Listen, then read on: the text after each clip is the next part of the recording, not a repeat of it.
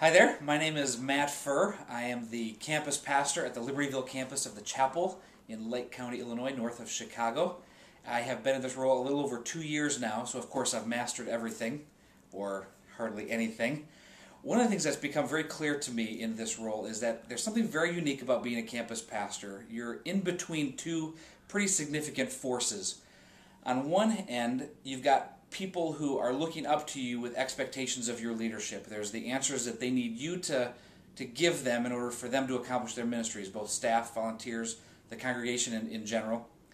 And they are exerting one level of pressure, and we feel that. We feel the need to answer the questions and be present and pat all the backs and accomplish everything that we need to in leading our campuses.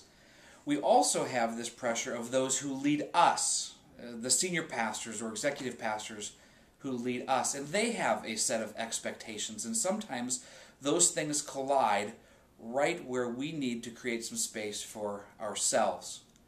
For if we're going to lead well, if we're going to be the best for both of those groups of people, and if we're going to accomplish the most for God in honoring Him, we've got to care for ourselves, which means we've got to rest. We've got to take some space for it to be just us and God. We've got to find some things that restore us and our spirits. So how do we find that space? It's a challenge. It's not easy, and it requires saying no. I'm actually coming up on some vacation time here, and I feel this very acutely. I need to make sure everything is set for both of those parties to be happy while I'm gone. And if I've done it perfectly, at least that's what I think, if I've done it perfectly, then everybody's going to be happy, and when I return, everything will be blissful. Well, that's just absolutely not real. So I need to work hard. I need to get stuff done. I need to make sure the answers are given so that my staff and the volunteers in our campus will be doing fine while I'm gone. I also need to meet the obligations of those who lead me. And then sometimes in the midst of that, I have to say no.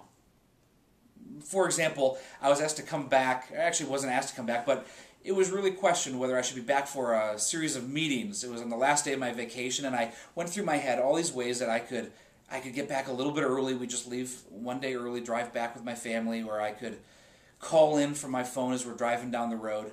But all those things just didn't feel right to me. I needed to honor that time with my family. I had time set aside for us to travel and be together and laugh together and talk.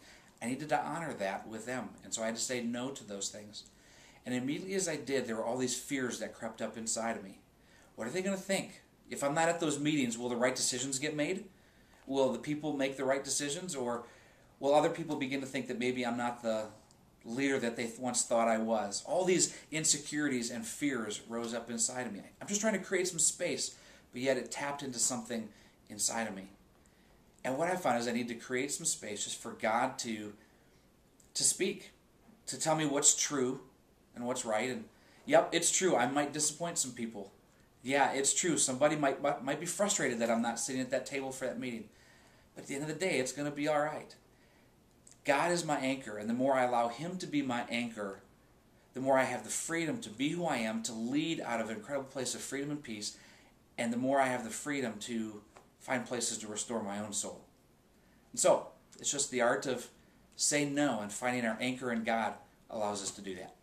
Maybe that'll be helpful and encouraging for you as you seek God and as you lead.